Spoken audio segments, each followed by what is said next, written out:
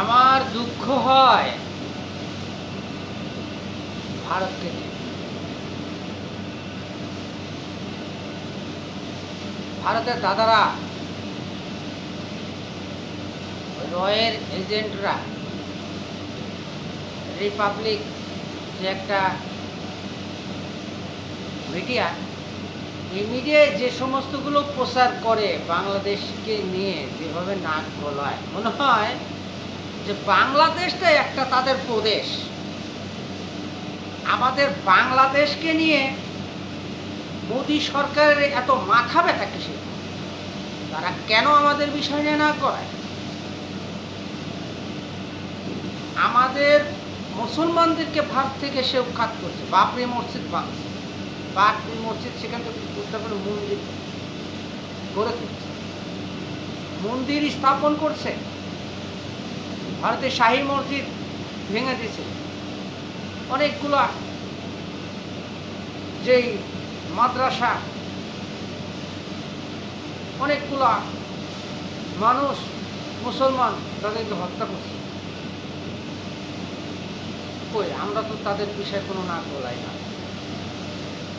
আমার একটা কথা যে আমি ভারত মিডিয়াকে বলতে চাই, দেখেন দাদারা, আপনারা ভারত মিডিয়ায় যেভাবে বাংলাদেশকে নিয়ে প্রচারণা চালাচ্ছেন, অপপ্রচার, এগুলো আসলে ঠিক না। আমি মনে করি যে এই দু দেশের মধ্যে সম্পর্ক ছিল, এখন আর সেই সম্পর্ক নেই। আমাদেরকে আর এত দুর্বল ভাবার কোনো প্রত্যয় দেখি না। আমরা এখন আর দুর্বল নয়, আমরা সেই একাত্তরের সৈনিক নয়। এখন নতুন বৈষম্য বিরোধী ছাত্র রাজনীতির সরকার। এই সরকারের বাংলাদেশের যতগুলো জনগণ আছে সবাই ঐক্যমত পোষণ করে। এই ঐক্যর মধ্যে হিন্দু, মুসলিম, বৌদ্ধ, খ্রিস্টান সবাই ঐক্যমত হয়ে আছে।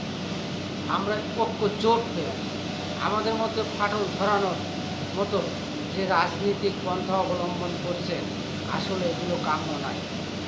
আমরা মনে করি আমরা যদি ইচ্ছা করি ভারতকে 24 ঘন্টার মধ্যে দখল করতে পারি। আমরা ইচ্ছা করলে ওই লাল কেল্লার মধ্যে আমাদের ইসলামিক পতাকা উড়াতে পারি।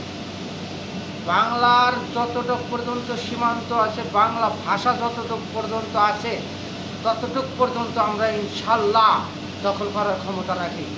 আমরা সেই আগের বাংলাদেশ নই, এখনকার বাংলাদেশ 2024-এর 5 আগস্টের বাংলাদেশ, নতুন বাংলাদেশ।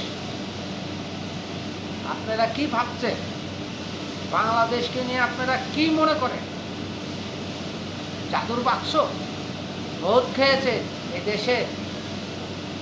এদেশের অর্থনৈতিক সমস্ত কিছু আপনারা ধ্বংস করে দিচ্ছেন এই ফ্যাসিস্ট সরকারের ইন্ধন দিয়ে।